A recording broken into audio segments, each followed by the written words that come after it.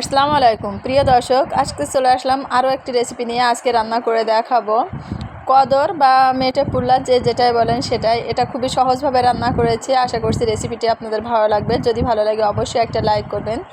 আর আমার চ্যানেলে যারা নতুন এসেছেন প্লিজ আমার চ্যানেলটি সাবস্ক্রাইব করে রাখবেন। পাশে থাকা বেল বাটনটি একটা ক্লিক করে দিন, যাতে এমনই সহজ সহজ রান্না সবার আগে আপনার কাছে পৌঁছায়। তো আমি প্যানে তেল দিয়ে দিয়েছিলাম। তেলটা একটু গরম হলে সেখানে পেঁয়াজ আর কাঁচামরিচ মাঝখান থেকে ফালি কেটে এভাবে একটু ভাজি করে নিব। তো যতক্ষণ পর্যন্ত পেঁয়াজের কাঁচা গন্ধটা চলে না যাচ্ছে আমি ততক্ষণ পর্যন্তই কিন্তু এটা ভাজি করে নিব। এটা এখন ভাজি হয়ে গেছে। এ পর্যায়ে আমি মেটে পুল্লাটা দিয়ে দিলাম। তো মেটে পুল্লাটা আমি এভাবেই কেটে নিয়েছি, দেখতে পাচ্ছেন। সাথে আলুটা এভাবে দিয়েছি। আলুটা চিকন চিকন করে কেটেছি, যেহেতু মেটে পুল্লা খুব সহজেই দ্রুত সিদ্ধ হয়ে যায় আর এখান থেকে অনেক পানি বের হয়। এজন্য আমি এক ফোঁটা পানি এখানে দেইনি। সাথে দিয়ে দিচ্ছি স্বাদ মতো লবণ। আর এভাবে নাড়াচাড়া করে আমি ঢেকে দিব। তো এভাবে আলতো হাতে একটু নাড়াচাড়া করে নিচ্ছি। এখন আমি এটা ঢেকে দিব। আর ঢেকে দেওয়ার পরে দেখবেন যে কতগুলো পানি বের হয়েছে। এখান থেকে যে পানিটা বের হবে তাতে রান্নাটা হয়ে যাবে প্রায়। তো এখন আমি ঢাকনাটা উঠিয়ে একটু এভাবে নাড়াচাড়া করে দিচ্ছি। দেখতে পাচ্ছেন যে অবশ্যই এভাবে নাড়াচাড়া করে দিবেন। এ পর্যায়ে কিন্তু অনেকটা পানি বের হয়েছে, এখনও অনেকটা পানি বের হবে। তো আমি আবারও ঢেকে দিয়েছি। এভাবে শুরু থেকে শেষ পর্যন্ত আমি ঢেকে রান্না করেছি। দেখতেই পাচ্ছেন, মনে হচ্ছে যে এখানে আমি অনেক পানি দিয়েছি, কিন্তু পানি এক ফোঁটা দিইনি। এখান থেকে পানি বের হয়েছে আর এই পানিতেই কিন্তু রান্নাটা প্রায় হয়ে যাবে। আমি এভাবে ঢেকে রান্না করে নিয়েছিলাম। আর এ পর্যায়ে কোনো মশলা দেইনি। এ পর্যায়ে কিন্তু দিয়ে দিচ্ছি হলুদের গুঁড়া। তো এত অল্প মশলা এত মজার একটা রান্না হয়, আপনারা না ট্রাই করলে বুঝতে পারবেন না। বাসায় অবশ্যই ট্রাই করবেন। আমার রেসিপিগুলো আপনাদের কাছে কেমন লাগে অবশ্যই কমেন্ট বক্সে জানাবেন।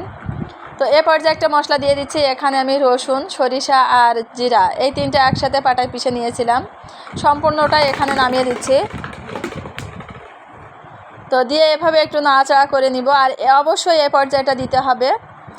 পেঁয়াজটা ভাজা করে নেওয়ার পরে যখন এ পর্যায়ে আসবে আমি তখন কিন্তু মশলাটা দিয়েছি, এর আগে দেইনি। আর এখান থেকে যতক্ষণ না পর্যন্ত কাঁচা মশলার গন্ধটা চলে না যাচ্ছে আমি ততক্ষণ পর্যন্ত এটা রান্না করে নিব। আর দেখতে পাচ্ছেন এখান থেকে পানি যতটা বের হয়েছিল তার থেকে কিছুটা পানি এখান থেকে শুকিয়ে গেছে। আর এখান থেকে যে কাঁচা মশলাটা আমি দিয়েছিলাম সেখানের সে গন্ধটাও অনেকটাই চলে গিয়েছে। তো আমার এ পর্যায়ে মনে হয়েছে যে রান্নাটা আমার প্রায় হয়ে গেছে। আলু প্লাস মেটে পুল্লা সবগুলোই কিন্তু সিদ্ধ হয়ে গিয়েছিল। এখানে আমি অল্প একটু পানি দিয়েছিলাম, যেহেতু রান্নাটা প্রায় হয়ে গেছে। আমার ওখানে কিন্তু পানি শুকানোর প্রয়োজন নাই। তো অল্প একটু পানি দিয়েছি। দেওয়ার পরে একটু ফুটে উঠলে আমি এখানে ভাজি করে মাছ রেখেছিলাম সেটা সম্পূর্ণটা দিয়ে দিলাম। আর পানিটা খুবই কম দিয়েছি, যেহেতু আমি অল্পই ঝোল রাখবো এই জন্য পানিটা খুবই কম দিয়েছি। আর এভাবে নাড়াচাড়া করে ঢেকে দিব। অফ ক্যামেরায় আমি লবণটা টেস্ট করে নিয়েছিলাম, তো সেখানে কিন্তু লবণটা ঠিক হয়েছিল। আপনারা যদি কম হয়ে থাকে অবশ্যই দিয়ে নেবেন। তো এরপর যে আমি একটু মাছগুলো উল্টিয়ে দিচ্ছি। দেওয়ার পরে আমি আরও কিছুক্ষণ রান্না করে নিচ্ছি। রান্না করার পরে যখন দেখব ঝোলটা একটু কমে এসছে সেই সময় কিন্তু আমি এটা নামিয়ে নিব। তো আমি আবারও একটু লবণ দেখে নিলাম।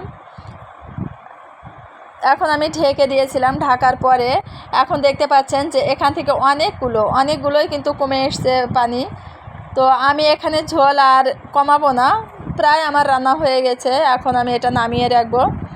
তো এটা খেতে খুবই মজার হয়। আপনারা বাসায় ট্রাই করবেন। আজ এই পর্যন্ত, সবাই ভালো থাকবেন। আমার রান্নাটা কেমন হলো অবশ্যই কমেন্ট বক্সে জানাবেন। আল্লাহ হাফেজ।